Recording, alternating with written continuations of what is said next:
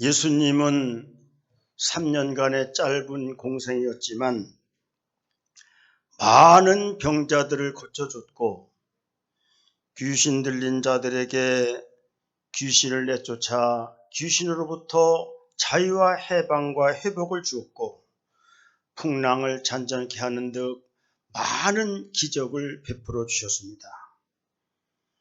왜 예수님이 이러한 기적을 우리에게 베풀어 줬을까요?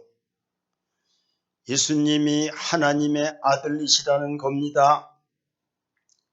우리 예수님에게는 전지전능과 신성과 영원성이 있다는 것을 알리기 위함이다.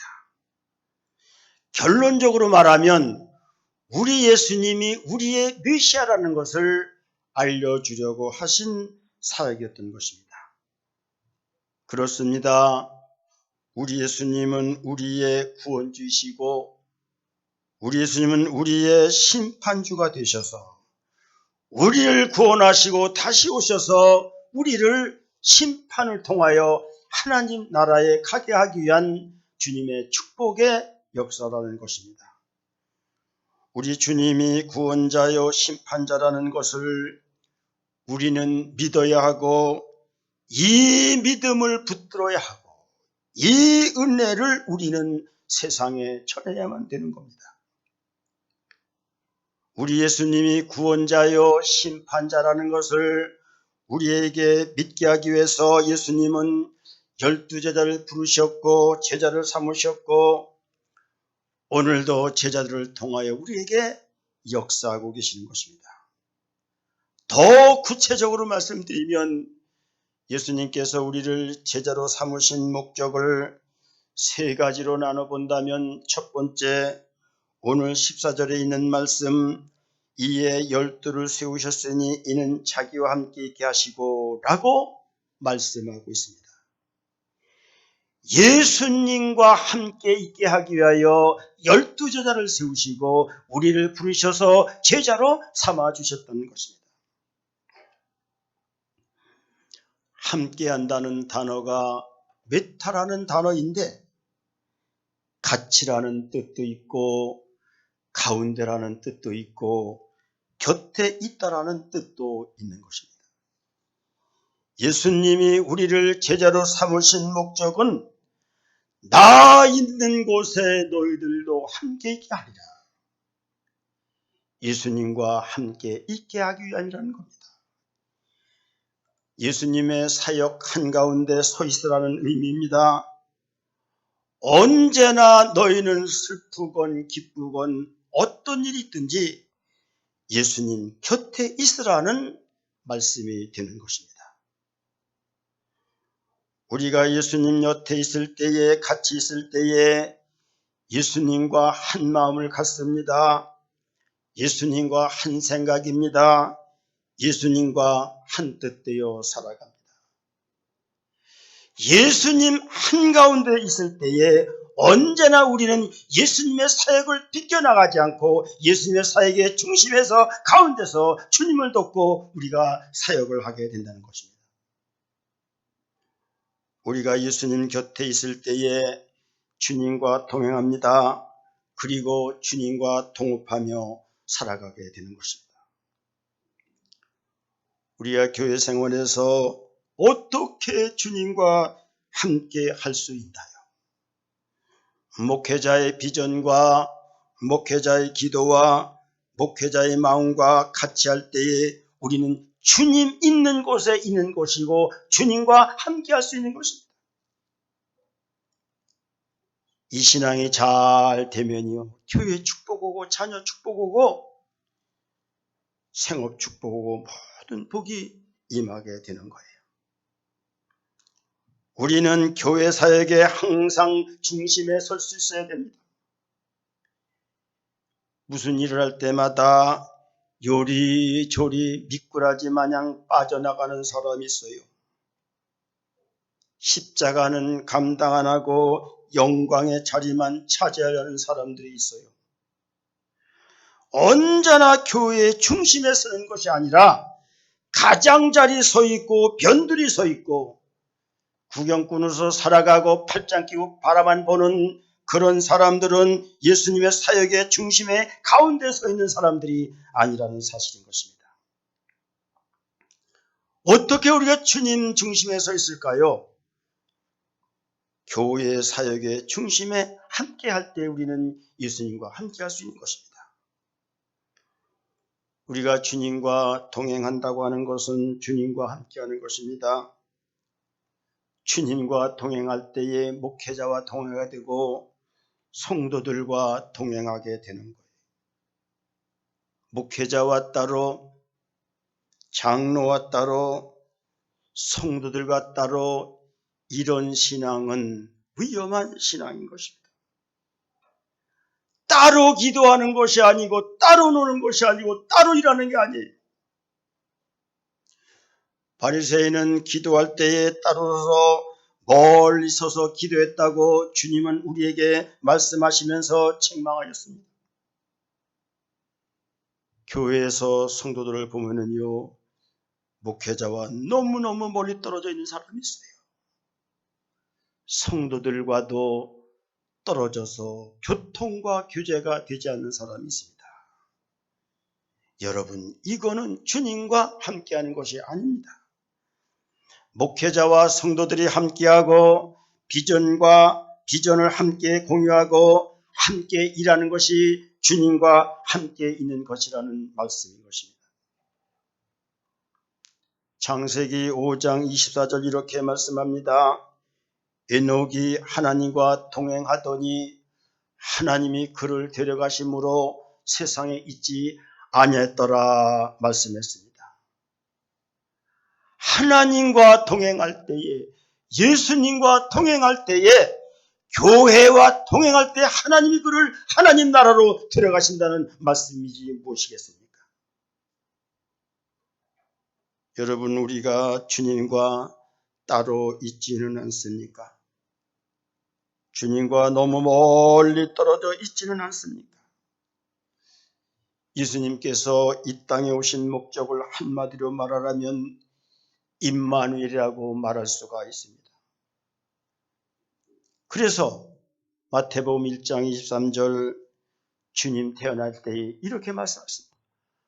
보라, 처녀가 잉태하여 아들을 낳을 것이요 그의 이름은 임마누엘이라 하리라 하였은즉 이를 번역한즉 하나님이 우리와 함께 계시다 함이라고 말씀했습니다.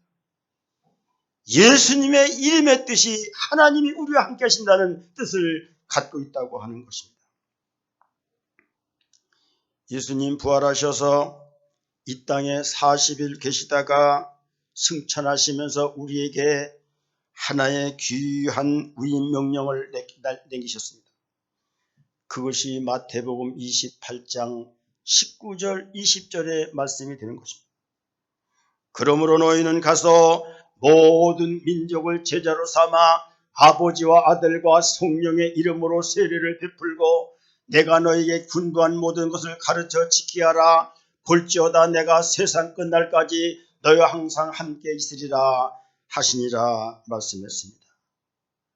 주님은요, 우리와 세상 끝날까지 항상 함께 계실 것이라고 성천하시면서 말씀해 주셨습니다.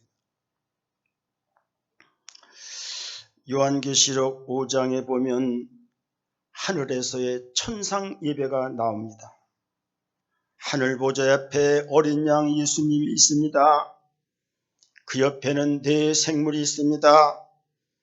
그 밑에는 24장로 구약과 신약의 성도들을 구원받은 사람들이 있습니다. 이들이 연합하여 서로 찬송하고 기도하고 예배하는 모습이 나옵니다. 이것이 천상에서의 예배요, 이 땅에서 우리들이 드려야 할 예배라고 하는 것입니다. 주님 오시면 우리는 신랑 예수와 공중 혼인잔치를 통하여 천년 왕국에 들어갑니다. 천년 왕국에 들어서 우리는 천년 동안 왕노릇합니다. 영원히 예수님 어린 양과 함께 계실지어라고 말씀하고 있습니다. 우리가 천년 동안 왕노릇하라면 우리가 영원한 생명을 누리려면 이 땅에서 주님 계신 곳에 우리가 있어야만 되는 겁니다. 우리 예수님은요, 바리새인의 기도를 듣지 아니하시고 세리의 기도를 들어주셨습니다. 죄인의 대명사인 세리의 기도를 드셨다는 것입니다. 바리새인은 어떤 사람이냐? 내가 의인이다, 이것이 바리새인이다. 그러나 세리는 내가 주님 앞에서 죄인이다, 이것이 죄인들의 삶이요, 우리 예수님은 경건하다고 생각하는, 의롭다고 생각하는 바리새인의 기도를 듣지 않으시고 내가 주님 앞에 죄인이라고 고백했던 세리들의 기도를 들었다는 사실을 우리는 기억해야 됩니다. 언제나 우리 주님은 죄인과 함께 하시는 분이라는 겁니다. 나는 의인을 부르러 온 것이 아니라 죄인을 부르러 왔다고 말씀했습니다. 누가복음 5장 7절에 보면 내가 너희에게 이르노니 이같이 죄인 한 사람이 회개하면 하늘에서 회개할 것 없는 의인 99으로 말미암아 기뻐하는 것보다 더하리라 말씀했습니다. 죄인과 함께 해주시는 주님, 어떤 죄를 졌더라도 주님 앞에 나오시면 그와 함께 하시는 주님, 가늠하다 현장에서 붙들린 여인이 예수님에게 사람들이 돌로 치려고 들어왔을 때에 죄 없는 자들에게 돌로 치라, 내가 너를 정죄하지 않으니 가서 다시는 죄를 범하지 말라 말씀하고 있지 않습니까?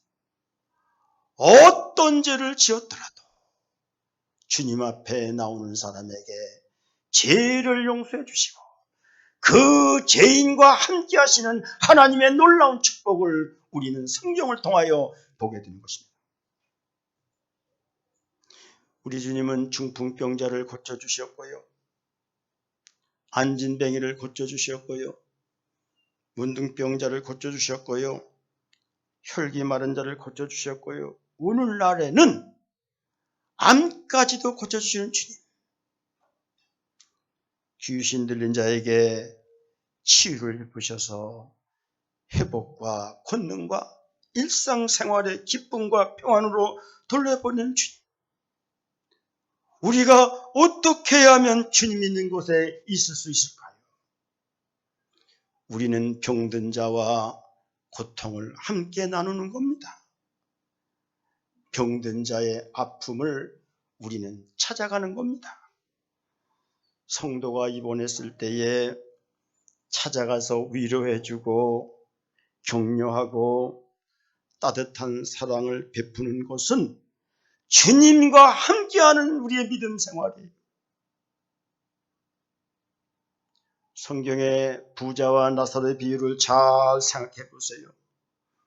우리 하나님은 부자의 편에 있는 것이 아니라 가난하고 불쌍한 자와 함께 있다고 하는 것을 비유로 우리에게 말씀해 주는 것입니다. 어떻게 하면 우리가 주님 계신 곳에 있을까요? 어떻게 하면 주님과 함께 할 수 있을까요? 가난한 자와 함께 하는 겁니다. 그들을 불쌍히 여기고 그들을 위로하고 그들을 끌어안고 그들을 존중하고 그들을 도와주고, 그래서요 산남교회가 11조와 선교연금을 잘해서 산남교회는 우리 주위에 있는 모든 어려운 사람들, 불쌍한 사람들, 가난한 사람들, 연약한 사람들, 이런 사람들을 돕고 이런 사람들을 위로하고 이런 사람들에게 주님을 전하는 그런 도구로 우리가 쓰임을 받아야 되는 거예요. 마태복음 25장 양과 염소의 비유를 잘 우리는 살펴야 됩니다. 그때의 임금이 오른편에 있는 자들에게 이르시되 내 아버지께 복을 받을 자여 나와 창세로부터 너희를 위하여 예비된 상속을 받으라. 오른쪽에 있는 사람들이 복을 받는다는 겁니다. 창세로부터 너희를 위하여 예비된 나라를 상속받는다고 하는 겁니다. 그 오른편에 있는 사람들이 누구냐? 내가 줄일 때에 너희가 먹을 것을 주었고, 목마를 때에 마시게 하였고, 나그네 되었을 때에 영접하였고, 헐벗을 때에 옷 입혔고, 병들었을 때에 돌보았고, 옥에 갇혔을 때에 와서 보았느니라. 이 모든 것이 내 지극히 작은 형제 한 것이 내게 한 것이라고 주님은 말씀했습니다. 주님과 함께하는 것이 다른 것이 아닙니다. 나그네가 줄일 때 먹였느냐? 목마를 때 마시게 했느냐? 소외되고 약한 자들을 따뜻하게 영접했느냐? 나그네 헐벗을 때 입혔느냐? 병들었을 때 돌봤느냐? 옥에 갇혔을 때 가보았느냐? 이것이 우리 예수님과 함께하는 믿음의 삶이라는 것을 양과 염소의 비유를 통해서 우리에게 말씀해 주고 있는 것입니다. 왜 하나님이 12제자를 세우셨고 우리를 제자로 만들어 주셨는가? 15절에 보면 귀신을 내쫓는 권능도 가지게 하려 하심이라 말씀했습니다. 귀신을 내쫓는 권능을 주기 위해서 우리를 제자로 삼아 주셨다는 것입니다. 우리 예수님의 5가지 사역이 있습니다. 캐리그마라고 하는 복음 전파가 있고, 디다케라고 하는 하나님 나라에 대한 가르침이 있고, 테라피오라고 하는 병 고침 귀신 축출의 사역이 있고, 디아코니아라고 하는 섬김과 봉사가 있고, 코이노니아라고 하는 교제가 있습니다. 이 5가지의 예수님의 사역 중에 그 사역의 70%를 테라피오, 치료하고 고치시고 귀신을 내쫓고 모든 괴로움을 당하는 우리 백성들에게 일상으로 돌아가게 하고 회복시켜주는 그 사역이 70%를 차지하게 된다는 거예요. 우리의 치유를 통하여 예수님이 살아계신 것을 믿게 하고 예수를 믿어서 천국 가게 하기 위한 하나님의 사랑이라고 하는 것입니다. 왜 주님이 나를 제자로 삼으시고 부르셨을까요? 똑똑한 사람이 많은데, 잘난 사람이 많은데 왜 이 무식하고 보잘것없는 나를 주님의 제자로 삼아 주셨을까요? 마태복음 10장 12제를 파송하시며 1절 이렇게 말씀하십니다. 예수께서 그 12제자를 부르사 더러운 귀신을 쫓아내며 모든 병과 모든 약한 것을 고치는 권능을 주시니라 말씀했습니다. 병자를 고치고 귀신을 쫓는 권능을 주기 위해서 우리를 제자로 삼아주셨다는 거예요. 하나님의 성품 중에 헤세드, 긍휼하심이라는 성품이 있습니다. 우리 하나님은 긍휼하셔서요, 병든 자를 긍휼히 여기십니다. 약한 자를 긍휼히 여기시고 귀신 들린 자, 가난한 자, 소외된 자를 긍휼히 여겨주시는 거예요. 그래서요, 구약 성경에 나타난 하나님의 사랑과 의는 객과 고아와 과부를 도와줘라. 이것이 하나님의 의와 이것이 하나님의 사랑이라는 거예요. 진실과 성실, 의와 사랑, 선 이런 것들은 추상적인 개념이요 교리적인 개념이라는 거예요. 의와 사랑과 선과 진실이 구체화되려면 객과 고아와 과부를 도와줘라. 이것이 긍휼이고 이것이 사랑이고 이것이 의라고 우리에게 말씀해 주고 있는 것입니다. 예수님의 제자들이 병든 자를 고치고 귀신 들린 자를 고치셨던 것은 예수님께서 그들에게 권세를 주셨기 때문입니다. 그러므로 마태복음 28장 18절 예수님께서 나와 말씀하여 이르시되 하늘과 땅의 모든 모든 권세를 내게 주셨으니 우리 주님이 받은 영권과 인권과 물권, 이 모든 인권과 영권과 물권을 우리에게 주시기 위해서 우리를 제자 삼아 주셨다는 것입니다. 그래서 제자들이 나가서 복음을 전할 때에 하나님의 엄청난 역사가 일어난 것입니다.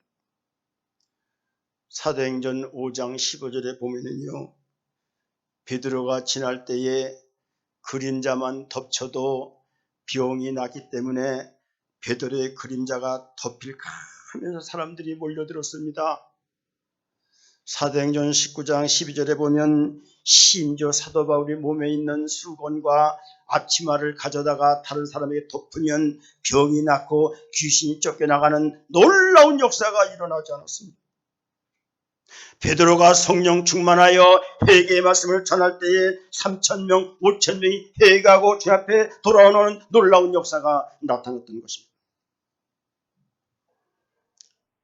우리도 하나님의 영광을 위하여 권능을 받아야 되는 겁니다.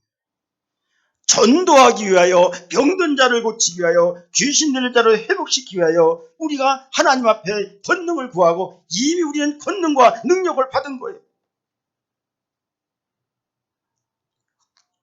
우리 현대 성도들이 하나님의 전지전능을 믿지 않습니다. 능력을 사모하는 믿음이 없습니다. 사모하는 믿음이 없으니 기도하지 않습니다. 기도하지 않으니까 능력도 받지 못합니다. 혹여나 능력 받았다고 하는 사람 중에는 잘못 사용하고 교만하여 오히려 사람들 앞에 부끄러움을 당하고 교회를 무너뜨리는 경우가 있음을 우리는 보게 되는 것입니다. 우리 주위에요, 많은 사람들이 엄청난 영적인 병에 시달리고 있어요. 귀신들에 시달리면서 하나님이 주신 자유와 평강을 누리지 못하고 기쁨과 능력을 누리지 못하고 살아가는 사람이 얼마나 많은지 모르고 명예 귀신에 붙들려서 자녀 귀신에 함몰되어서 물질 귀신의 소유가 되어서 자아 귀신에 빠져서 오늘도요, 우울증, 자폐증, 불안증, 조현증, 공포증, 공황장애, 광장장애, 고소공포증, 의사한테 가봐야 신경쇠약으로 처방을 내리고 그저 신경안정제나 주는 이런 엄청난 영적인 병에 시달리면서 사람들이 살아가고 있는 것입니다. 하나님은 우리에게 영적인 권세를 주셨기 때문에 내가 받은 영적인 권세를 가지고 믿음으로 사람들에게 선포하고 믿음들에게 회복을 말하고 믿음으로 기도해주고 그들을 우리 교회로 오라. 병에 들린 사람이 있으면 하나님이 영접하는 순간입니다. 우리 교회에 와서 예배에 참석해서 말씀을 들어보라. 우리 교회 목사님한테 와서 기도를 한번 받아보라. 교회를 열심히 다녀봐라. 말씀에 순종하라. 그러면 당신 병이 나을 것이다. 왜 우리에게 이런 권능과 능력을 주셨는데 왜 이 말씀을 전파하지 못하고 왜 우리가 전도하지 못하냐 이것입니다.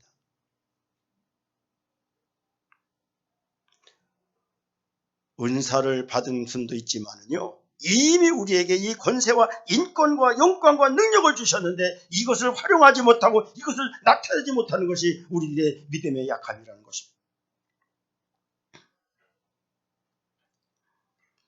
어떤 가정은요, 대대로 내려오는 가족병에 시달린 사람들이 있습니다.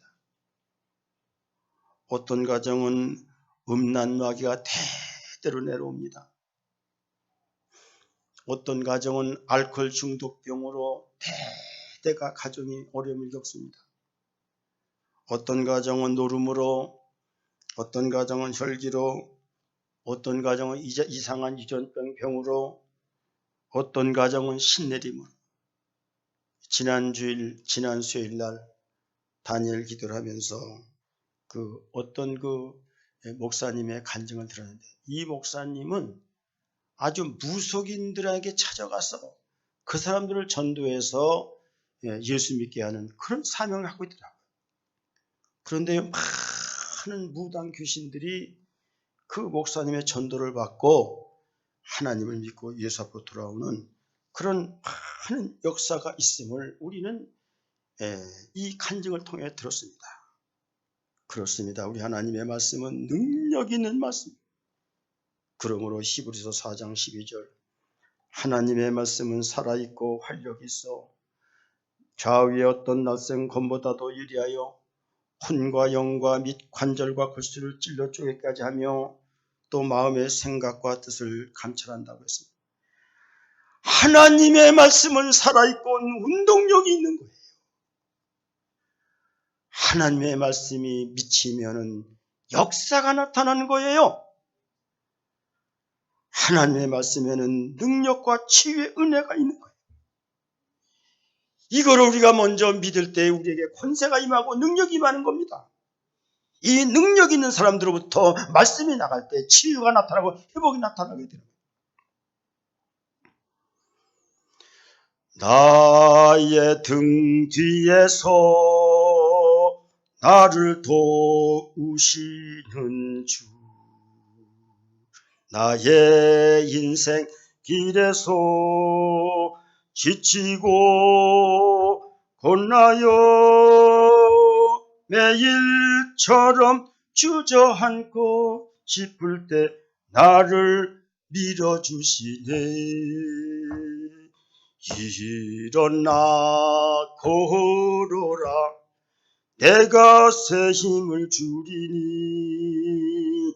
일어나 너 걸어라, 내 너를 도우리.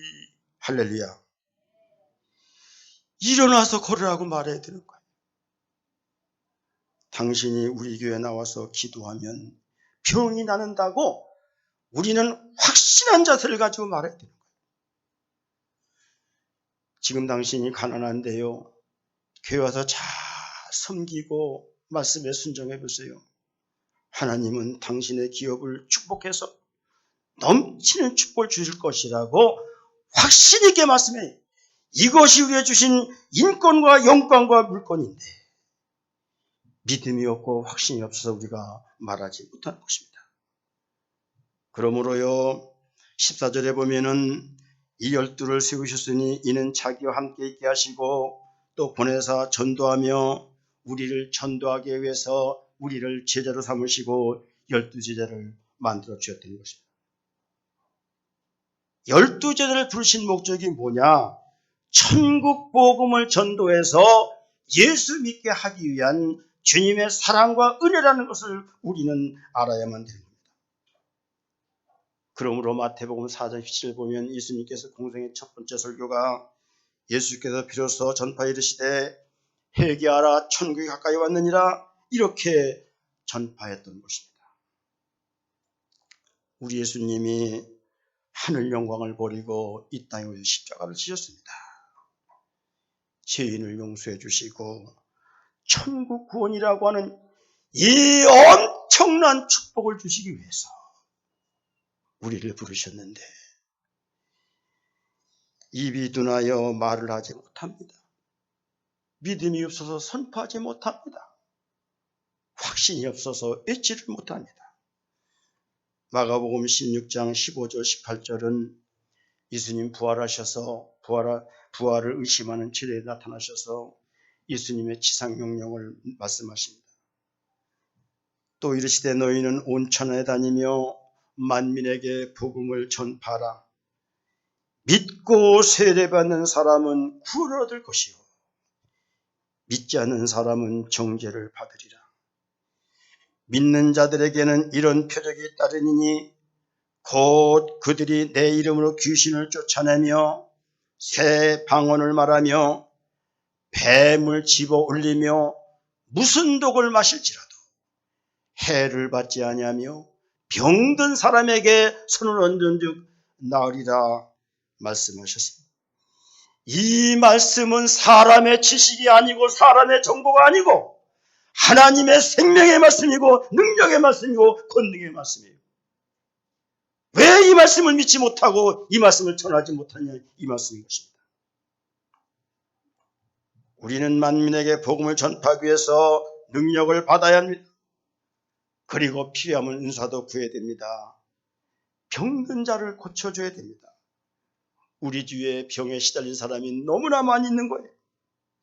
귀신 들려서 기쁨과 평안과 감사와 은혜를 모르고 어둠 속에서 살아가는 사람이 얼마나 많은지 모르는 거예요. 하나님께서 왜 우리를 제대로 삼아주셨는가? 나 있는 곳에 너희도 있어라. 주님 있는 곳에 있을 때 능력이 옵니다. 이 능력 가지고 우리는 주님의 말씀을 전하는 겁니다. 그러므로 우리는 천년왕국에 들어갈 수 있다는 믿음을 가지고 나갈 수 있는 여러분들 되시기를 주님의 이름으로 축복을 드립니다. 아멘. 사랑의 하나님 아버지, 감사합니다. 많고 많은 사랑 가운데 우리를 제자로 불러주셨습니다.